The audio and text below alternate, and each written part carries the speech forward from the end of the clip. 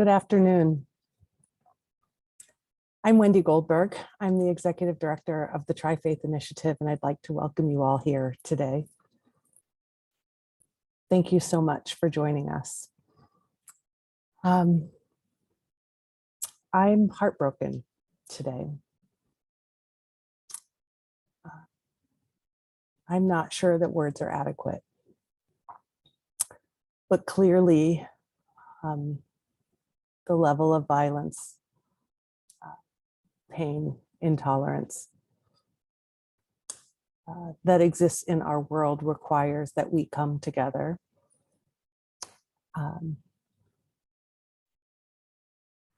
That we try to learn from those like Rabbi Charlie, who will share with us today, how to hold space between love and fear, between welcoming and everything else. So let's just take a moment knowing that we are gathered here today with the intention to spread more love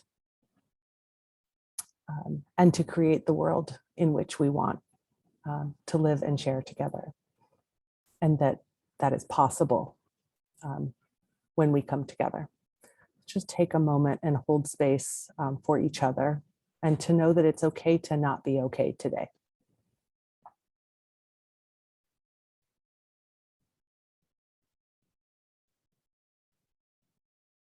Thank you. Rabbi Charlie, thank you so much for joining us today. Today we're going to have a conversation about your experience and how it weaves into ours. The Tri-Faith Initiative is a bold experiment to welcome the stranger, to get into relationship with others who are of different intersectional identity, and to realize that faith is core to many of our identities, but not all. And that we have an opportunity to experiment with whether or not building a neighborhood and proximity helps us to foster understanding. And certainly your experiences seem, through what I've read and watched, with wonder, curiosity, and a bit of awe, that it is the relationships that you fostered, the training that you did, that prepared you to withstand the horrific events that you lived through and that we will hear about. So thank you for coming and your willingness to bring your leadership and your lived experience to this community. We're grateful to know you and to come into relationship. It's an honor to be here. Thank you. I'm hoping, before we start with the experiences that I know we're all curious about today, tell us a little bit about your story, your background as a spiritual leader. Who are you, Rabbi Charlie? So I'm Rabbi Charlie Cytron-Walker. Thank you. I remember when the Tri-Faith Initiative got started, and I remember hearing about it from Rabbi Azriel, and it was just, I was fascinated, and I thought it was wonderful. It's really good to be here with y'all. And as far as me, my background, I grew up in Lansing, Michigan.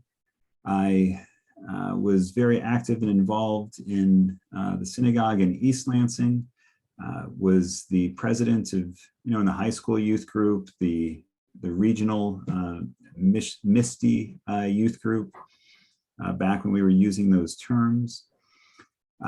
I was my mom called me a traitor when I went to the University of Michigan. Before rabbinical school, I wanted to be in the nonprofit world. I spent a year at a civil and human rights organization in Detroit called Focus Hope.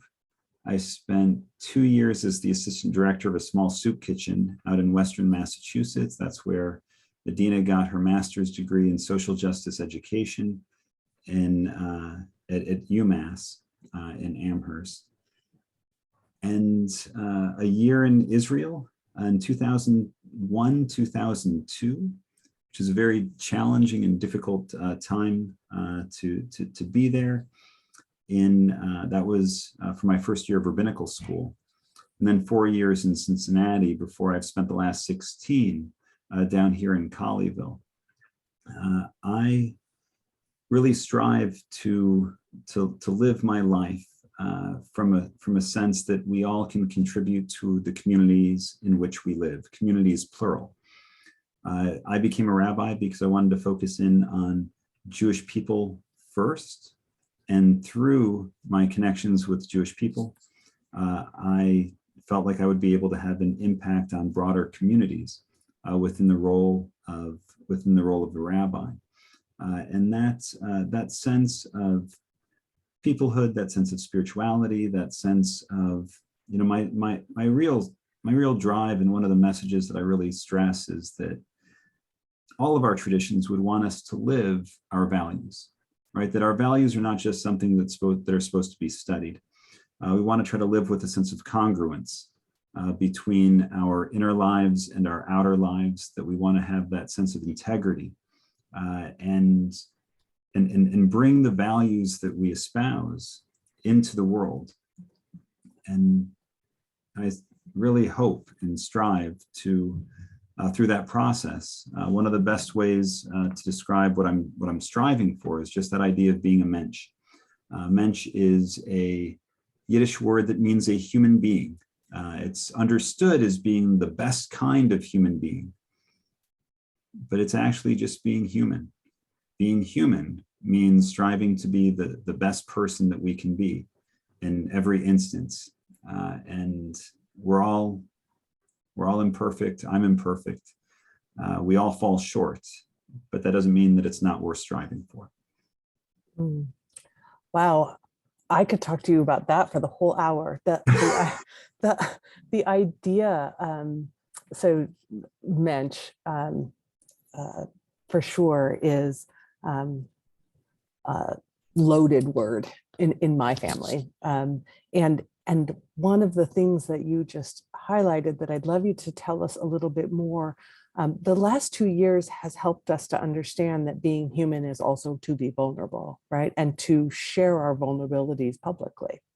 And so how has that impacted your ability to be in relationship with the Jewish community and this larger communities that you speak to? Oh, I mean, just going through the pandemic, is that the idea? Yeah. Oh, that's a piece. Yeah. well, no, I mean, it was really hard.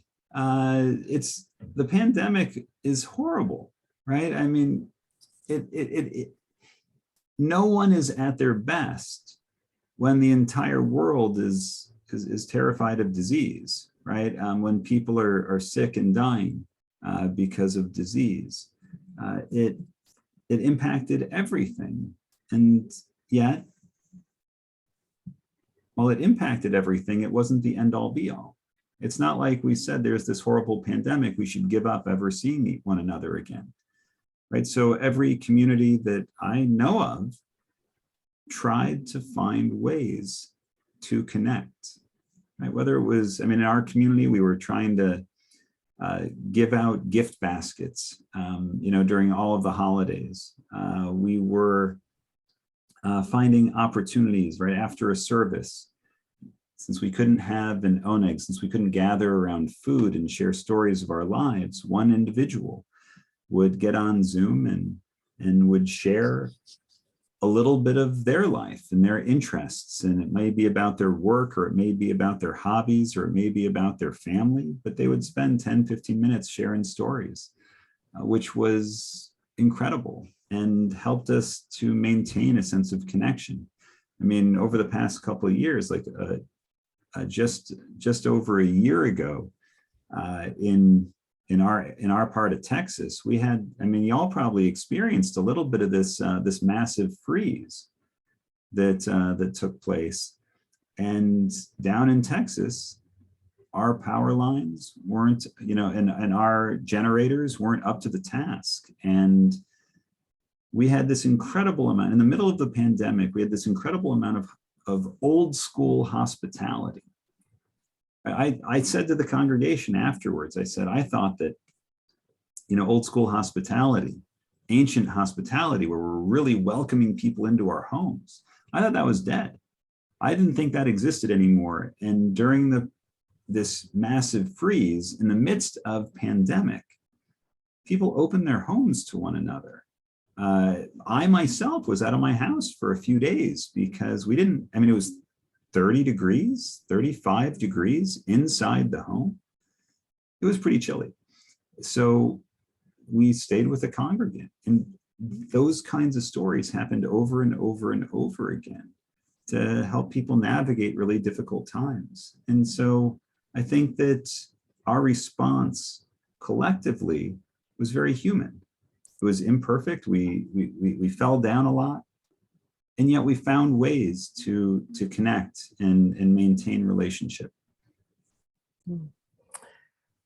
So my next question for you is about why knowing the stranger's story matters. But in hearing what you just said, I want to also acknowledge that we have strangers within our own communities as well. And we've been talking about that, when you don't have an opportunity to go to worship with each other in person as much, there's not as much time to rub shoulders with that person who isn't in your closest network. And so what a challenge these times have brought for us. But go a little bit more into why in your story as a rabbi, knowing the stranger's story has been a piece of your work. I think I learned doing work with hunger and homelessness. In college, I really had, intense experiences. Instead of going out and partying on spring break, I went and did volunteer work, a program called Alternative Spring Break. And it was through those experiences, and that was just reinforced that every individual has a story to share. Every individual has experiences that led them to that moment in time, right? And when we remember that, it reminds us all of our own humanity, of that notion that we're all created in God's image. And so if we're all created in God's image, if we all have that sense of the divine within us, then that if we get to know anyone, we're getting to know, right? And that's holy work, right? That we're doing just through that process of building relationships. Before we get to love the stranger, let's talk about love your neighbor. Love your neighbor, it's not mentioned over and over and over again, but we really like this piece. Y'all are neighbors. And that notion of loving the neighbor is hard enough, right? During a pandemic, when you're not able, it's not easy to just go and rub shoulders or just go to an event and meet somebody, right? We're used to seeing each other in little boxes. But I had many events, from my mom's 70th birthday party to so many community events, where we were able to at least connect, and maybe even connect in a more meaningful way because it was more frequent, or it was, we were able to have, more positive or smaller group conversations, because of what the technology offered us. But for a lot of people, it takes more effort, right? We struggled to do outreach, but we tried to do outreach to people that weren't as connected. And that mattered, right? Like that really matters a great deal when you think that no one cares, when you think that, you got people that are a little more social and a little bit more proactive, and you've got people that are not. And so to have somebody be able to make a call, there were times where we did that really well. And there were times that we didn't. And when we did it well, we felt the impact. And when we didn't, we felt the impact. And But loving this neighbor, hospitality in general, is by definition, in the way that I see it, inconvenient. But I have to inconvenience myself for someone else, right? If somebody shows up at the door or somebody shows up at the synagogue, I'm comfortable in my group. And now I have to go and prepare a meal, or I have to, be a host, right? That's inconvenient. If I'm meeting someone at a congregation or at a community event, and I've got my people and there's the people that I know, it takes effort. It takes a little bit more to leave that sense of comfort and go out and meet somebody new. And that's in the best of situations, right? And so, but love our neighbor, we get reminded about that all the time through society, right? There's a reason why there's notions of that are part of the quote unquote golden rule. Love the stranger, that's a lot harder. Now, they're not necessarily a part of my community. Love the stranger, well, there's some risk, right? But what do we see within Christian, Jewish, and Muslim sacred scripture? Right? You see that it's mentioned over and over again. You see that the way that we interpret it, this is what God would want us to do, which would be to take that risk. Most people are not going to want to do us harm. Most people are looking for acceptance and belonging. They're the stranger in this situation. They're the ones saying, are you going to accept me for who I am? Right? The intermarried family, the LGBT individual, you name it. Am I going to be accepted? Am I going to belong? It's a huge question. And there's a reason why it's in sacred scripture as much as it is. There's a reason why there's so many teachings about it. And if we can actually live that value, when there's so much misunderstanding, where there's so much intentional desire to misunderstand, but if we can get past that, if we can actually develop a relationship with the stranger, well, then I only got to love my neighbor, which is a lot easier. Still not easy. Still not easy, but a lot easier. Yeah. Whew. It's not lost on me that the word longing is part of belonging. Right? Amen to that. Yeah. We are all longing to belong. So you bring up this audacious task of loving a stranger, and there's a stranger at the door of your congregation. What's going through your mind, and how do you decide to let them in? Well, the guy, looks like a homeless guy. This is right. I don't know about y'all. We're basically mostly, in person at this point in time. There were, 4 people, right, showed up at the congregation, myself and 4 others. One of them happened to be a gunman. We have had, and I encourage you, if you have not done active shooter training, if y'all don't have emergency action plans, if you haven't done that work, it is vitally important because of unfortunately, right, Wendy, to your comments at the beginning, unfortunately, we are not living in the world that we would hope to live in, right, where this kind of an event in Uvalde, right, which is another horrible tragedy in the state of Texas. That's not the world that we want to live in. We don't want to live in a world where we have to have training, where we have to talk about hardening our facility. We don't want to live in a world where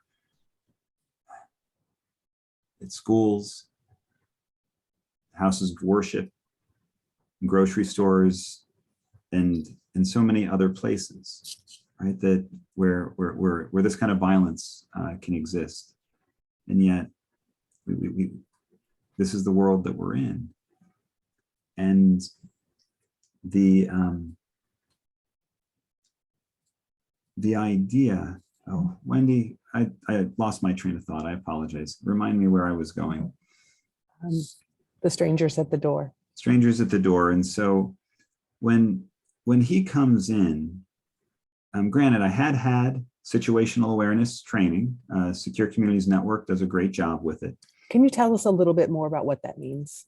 Situational awareness is understanding your surroundings, being able to take a quick glance around and know where the exits are, being able to see someone and glance away and have us, be able to come back and say, well, did they have a bag? What color was their shirts? How tall were they? Right? Like, those kinds of having a little bit of an awareness about one's surroundings, right? And Larry was at the door as a volunteer, older gentleman who came in early. He was helping me get things set up. I was running a little bit late, but I had to make sure I got, I'm small congregation.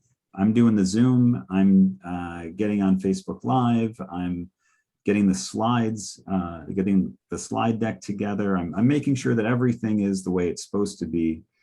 And Larry says, "Do you know this guy?" And I look up. It was in the 30s in Texas, which does not happen even in winter very often. It was a very, very cold day. And the guy looked like he was a homeless guy. And the first thing he says, I go over to the door and I open the door and I'm asking him, and before I can even ask him, he's asking if there's a night shelter. Like, do we have a night shelter? The guy looked like a homeless guy. So the first thing, I opened the door and I let him in and I stuck with him. I offered him coffee. He asked for tea. I said, no problem. And while we were doing the tea thing, it takes a little bit to get the water. I was asking him questions. Who are you? Where do you come from? Have you ever been to a Jewish service before? Have you ever been in a synagogue? And he was polite. He was personable. There was no agitation, nothing. There was no red flags. And I thought, okay, right? Like I wasn't exactly sure. Some different people ask for different things. I didn't know if I was going to need to offer some food. I didn't know much of anything. But he appeared to just want a place to come in and warm up. And so, okay, we can offer a place to warm up. And so he was sitting down in the back of the synagogue. For us, we have a small sanctuary. Our sanctuary is also our social hall. And so the sanctuary there's like a small little, call it a hallway. There's like a little strip of, the carpet feeds into a little bit more of like a laminate or a tile kind of a situation. And then it goes right into the kitchen. And so it's all together. And so I had him kind of in the back near the kitchen, very back of the sanctuary. And I go and start to lead services when Jeff Cohen, our vice president, comes in. I had him go and meet him. And, after the fact, right, he didn't see any red flags either. But again, why did he go to meet him? It wasn't for security purposes. It was more about hospitality. Like hospitality and security often can go together. And normally, right, you would do this where you go out, like if we would have had more people, we would have done and had some of those conversations outside, even in the cold, right? But again, it was 38 degrees. So I have to live with the fact that I welcomed him in, right? I was wrong. I thought that he was harmless and I was wrong. And he, but it seemed like, at least at that moment in time, The story seemed to be reasonable. He seemed to just want to come in and warm up. And so we started the service. Shane, the other individual who was present that day, comes in just a little bit later. We certainly joke that maybe he could have showed up even later, right? Not had to be put through this ordeal. But there we were. I led services. We've got projection screens. We've got Zoom and Facebook Live going on, and it's a normal service. Right? That morning was the Song of the Sea, Exodus chapter 15, Parshat Bishalach, and that was my focus. And then I'm turned around facing towards Jerusalem during the Amidah, about halfway through the service, and I hear what I think is the click of a gun. And I turn around, and I hoped that I heard wrong, right? It's a small building, metal roof, lots of noises. I'm used to all the noises, right? The ice machine in particular. And I hoped that I didn't hear what I thought I heard. But during the silent prayer portion of the Amidah, I go back just in case. I go back to this guy and I let him know, if you just wanted to warm up, you don't have to stay for the whole thing. If you want to stay for the whole thing, you're welcome to. But it's going to be over an hour. We've got a Torah reading. We've got all these things coming up. And I was doing it from a hospitable side. I was doing it from maybe I'm concerned because maybe I heard what I thought I heard, kind of a perspective. And that's when he pulled the gun. And so, Tell us, I've heard you speak about non-anxious presence. I would say that as a person who's been a lay leader of a congregation for a long time and at my fair share of funerals, I've always kind of marveled at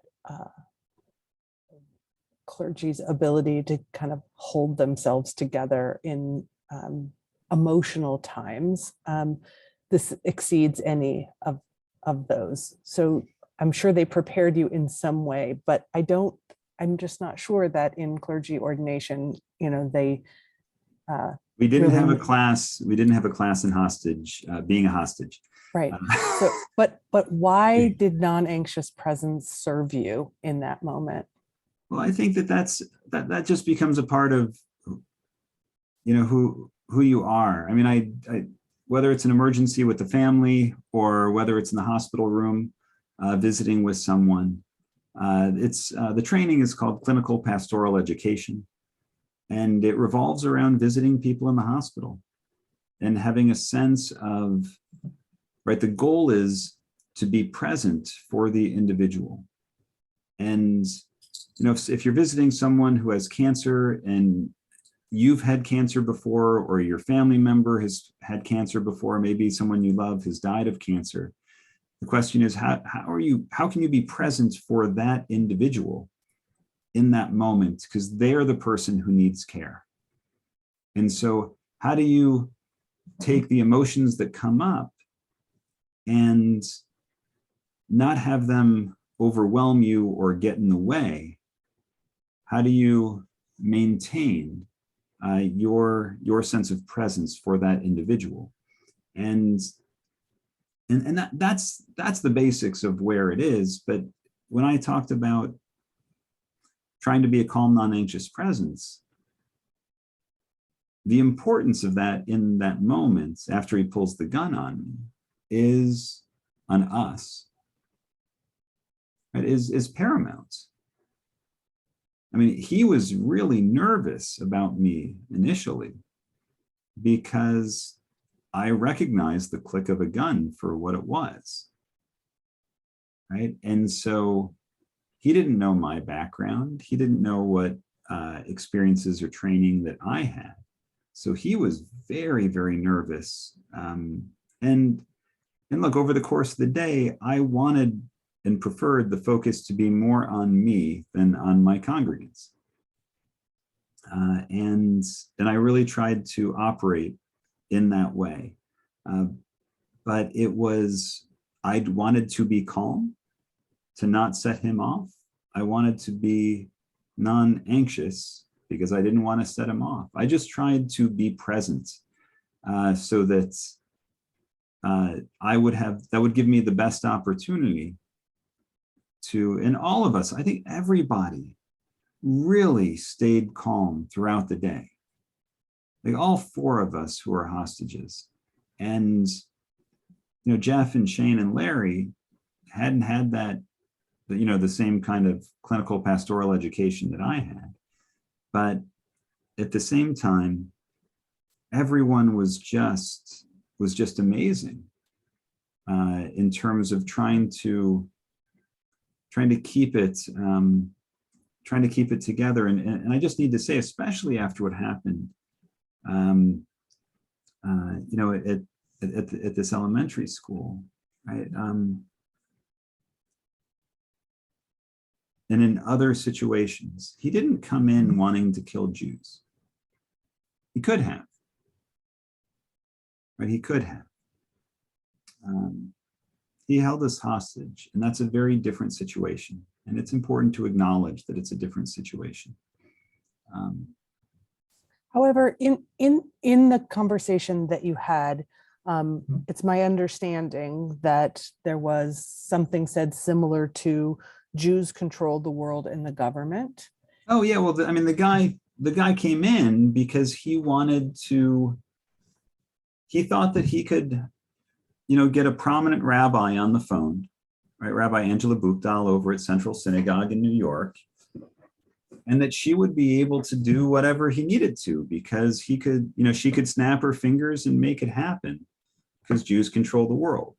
That, of course, America wouldn't want to harm, Jews. He specifically chose a synagogue. Why wouldn't America harm Jews? Because Jews control everything. And so America obviously cares more about Jews than anyone else. Right? This was the kind of thing he was talking about all day long. This was the anti-Semitism that unfortunately we see in far too many places. Right? We see this idea that Jews control the banks, Jews control media. It goes most of the time. People don't say anything against it. Right? People just put this out on social media. People talk about it. Oh yeah, of course. And the fact of the matter is, it's not true. It's really damaging. This guy believed the whole thing. He believed it to his core, as best as we could tell. And it led to a really challenging day that could have gone a lot worse. What do you think that we can do to diffuse that kind of rhetoric? Well, I think that, look,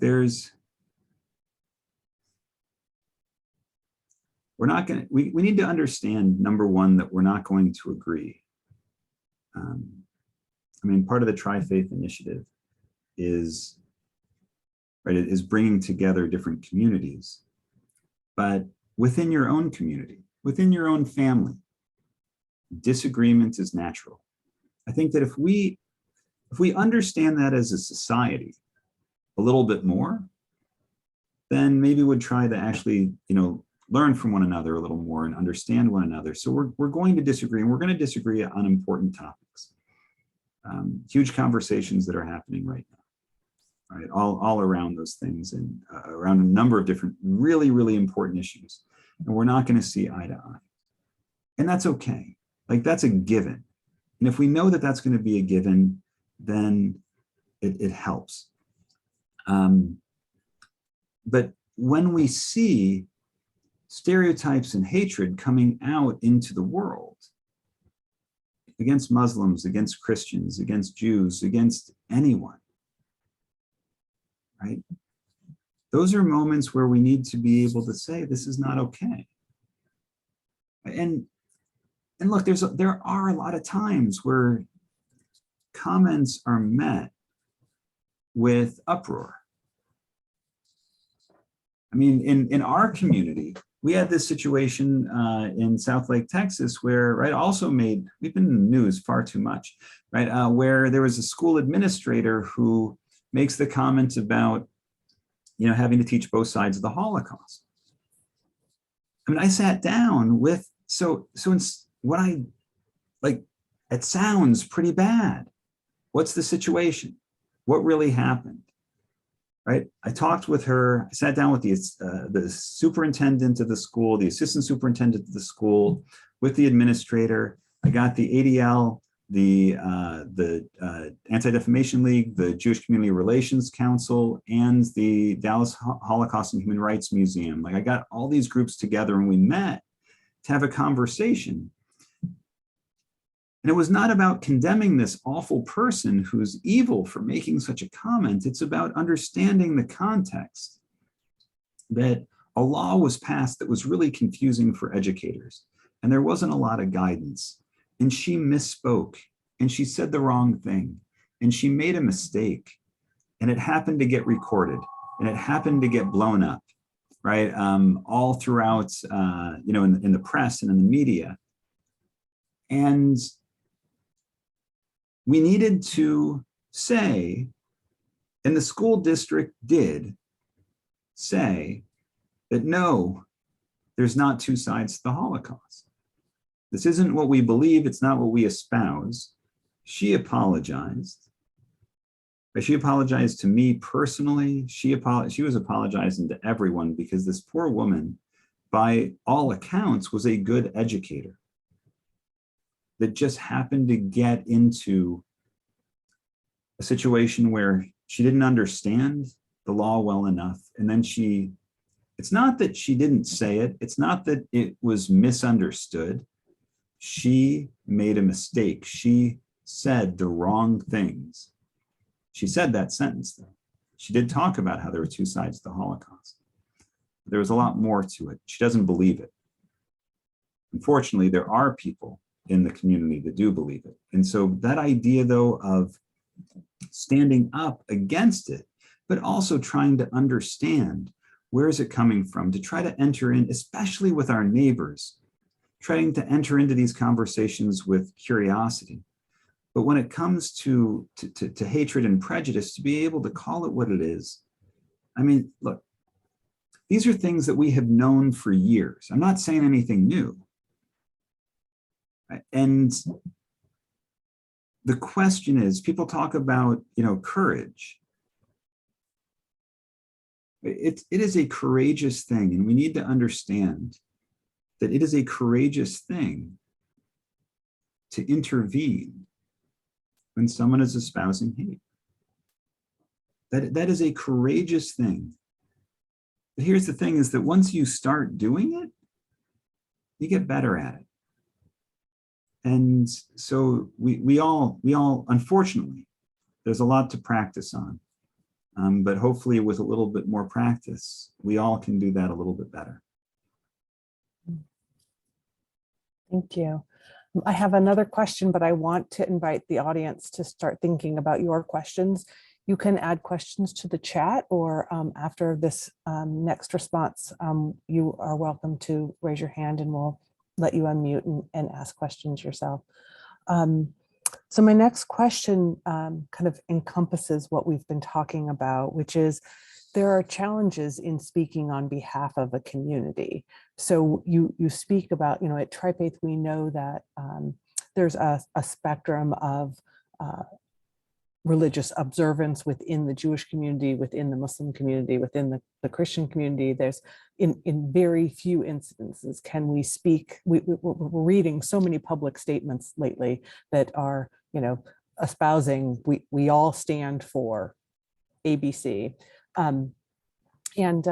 I recently wrote a statement against statements, suggesting, spaces where we hold space for more than one truth at the same time, that we have this curiosity to hear each other.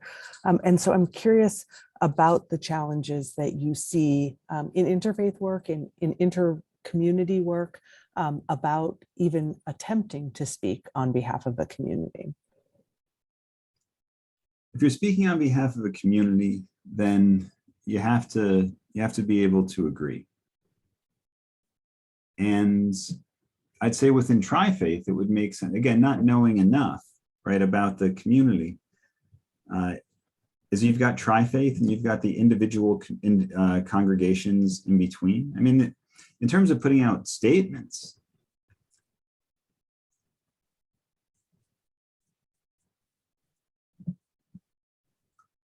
I will tell you that words of support after what we went through mattered.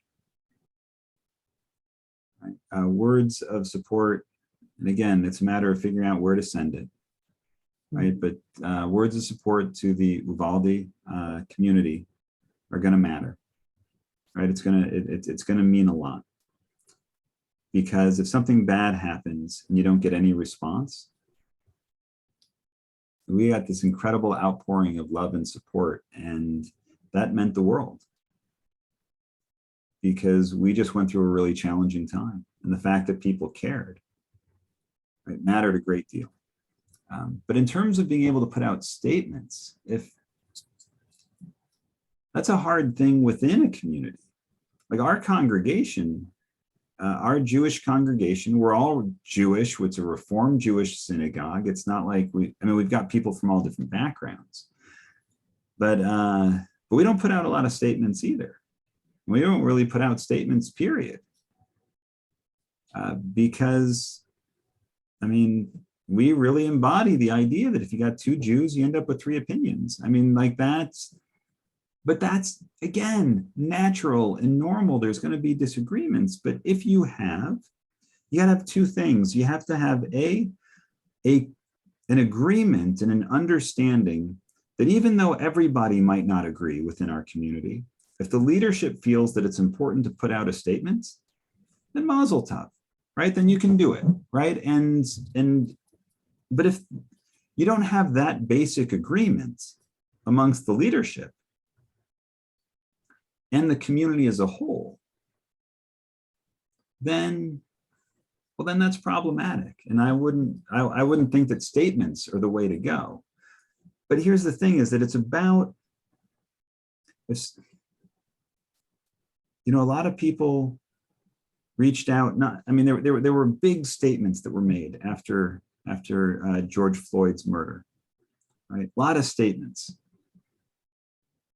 Statements are nice, but what mattered a lot more is, my understanding is that a lot of African Americans appreciated individuals who just reached out and said, "Hey, are you doing okay?"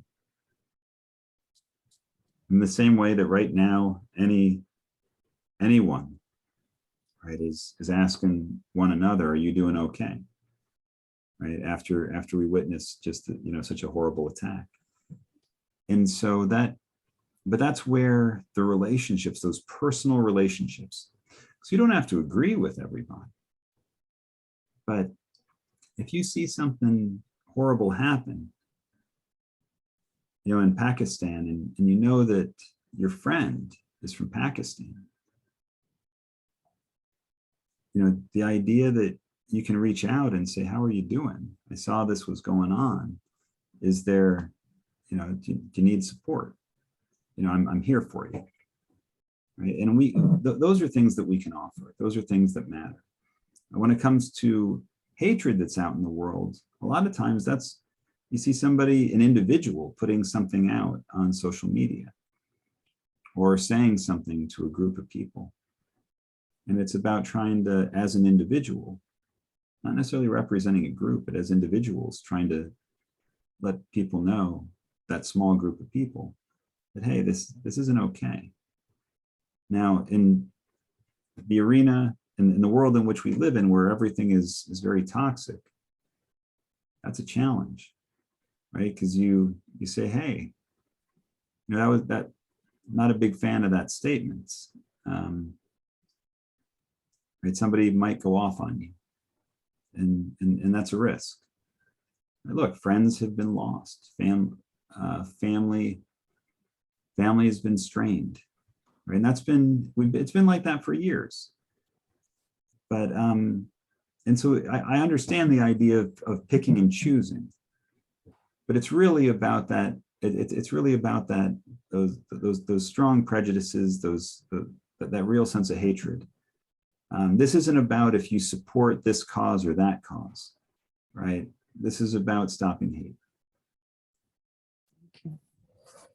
I'd like to invite anyone who has a question to unmute themselves and pose it. Is there anyone who has something on their heart they'd like to ask? Laura. Hi, thank you. I'm sorry that I don't have my video on. We have kids home from school today. It was You're the last good. day. I just wanted to ask, going back to what you said, Rabbi, about about South Lake and the administrator who essentially made a mistake.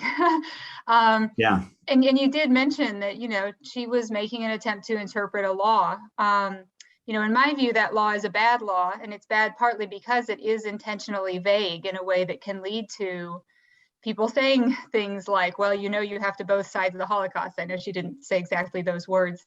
So it was close enough. It was close enough. It seems to me then, like you're saying, you're working with that administrator at a particular level. And as you said, she's apologizing to everyone in a way that can almost be an opportunity to build relationship within the community.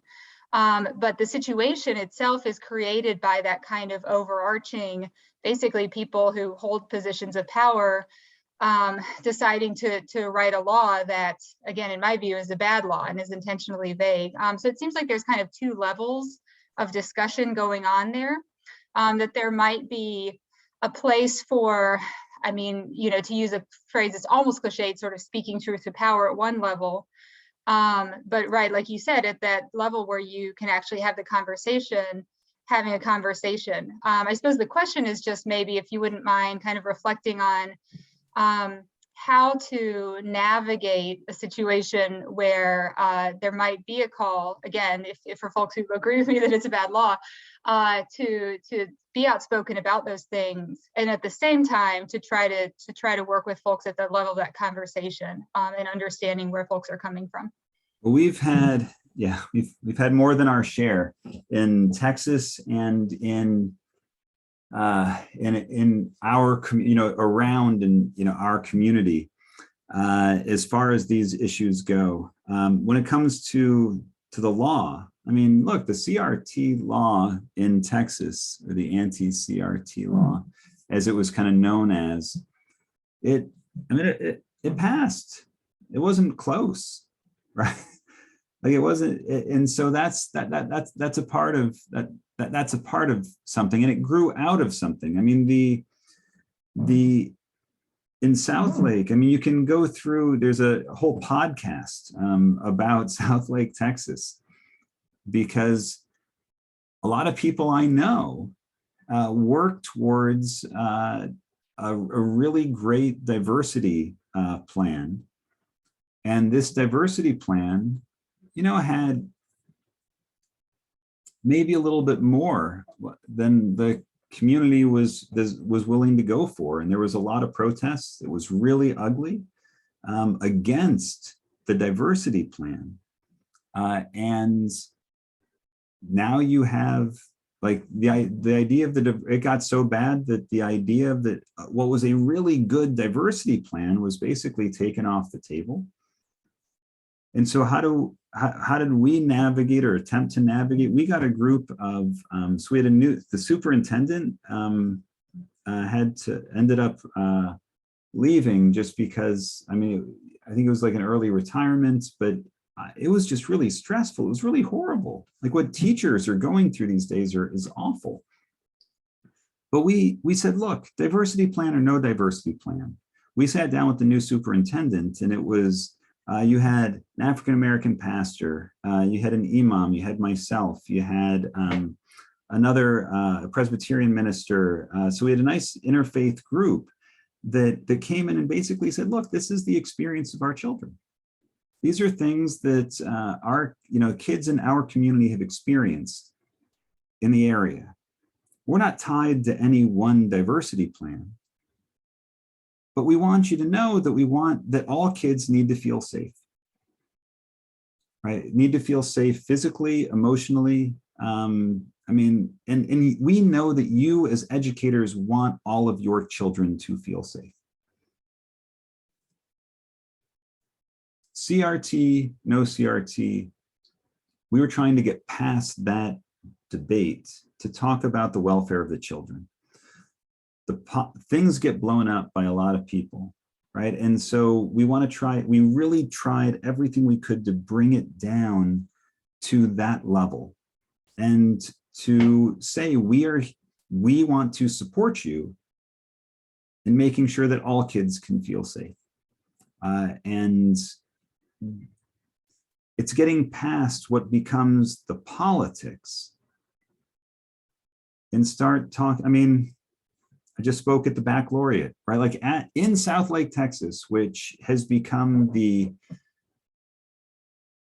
enemy of diversity as far as most people are concerned. We just did a baccalaureate where we had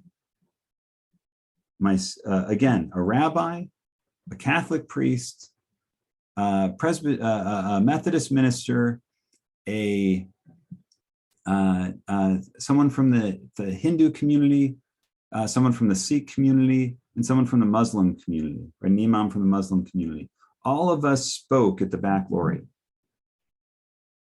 This is not your stereotype of South Lake, Texas. And one of the school board members whose daughter was graduating, and his wife, who told me that they stood outside with anti-CRT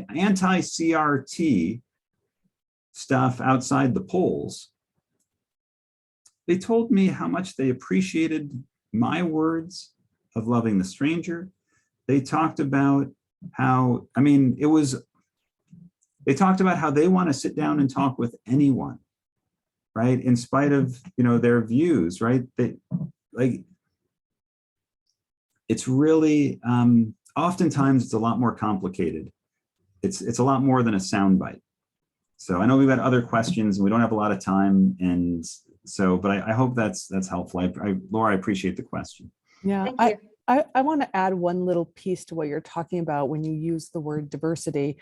The reality in our country is that our demographics are changing, and that's the conversation about diversity. We say diversity, equity, and inclusion as if it's one word, and the reality of the part of the work that I think we need to focus more on is equity and inclusion. Diversity is a reality. Our world is shifting and blending, and I was raised in a world where the melting pot was the norm. I think we'd rather celebrate the potluck, right? This idea that we all bring a different flavor to the table and they are all beautiful and delicious together. And again, we saw just from the shooting that was in Buffalo, right? Unfortunately, that replacement theory piece, right, is that diversity is something that is happening, right? It's a demographic shift. Jews are not actually intentionally replacing white people with people of color. But that's, unfortunately, there's far too many people that believe notions of that as well. So let's get to Ann and Wendy. Yeah. Wendy, how about if you unmute yourself? I think Ann was first. I don't want to jump the line. Ann? I just wanted to have you maybe talk a little bit more about statements. Temple Israel, our clergy and our leadership, who has been led by Dan until this last week, often put out wonderful statements, emails to all of us concerning things that have happened. Yes. And they're extremely helpful. And these haven't just been a statement, they've been long. And they're wonderful because we can read them. We get them, of course, because we belong to Temple. But I have a sister that's not Jewish. I send them to her. I send them to other friends in town. And I find them extremely helpful. But it seems to me that what from what you were saying, I'm not sure what you think about statements. Oh, no. What I said is that if a community, if your congregation agrees that these are good and helpful, and that your congregation can acknowledge that you're going to agree with the statements that come out some of the time, you're going to disagree with statements some of the time, and all of that is okay, because through these statements, you're going to learn something in the process. If that's your community norm, that's where I think we all should be. But not every community is like that. And so I'm just saying that statements, well, they can absolutely be helpful when you're able to do it. But I'll just say that for our congregation, Congregation Beth Israel in Colleyville, that just hasn't been where we're at. And people will, small little things get a big uproar sometimes. And so there just has to be sensitivity and knowing and understanding your community before your community starts putting out statements. That's all. Well, and in our synagogue, of course, there are differences of opinions. They did put out a long thing about the Rovers, the abortion. Yeah. And I think that was gutsy of them, because I'm sure that there were people that called and complained. Well, tough. They came together and they put out a good email to us. Well, and Anne, I would say that it's not a matter of tough. Oh, pardon me one moment. Sorry.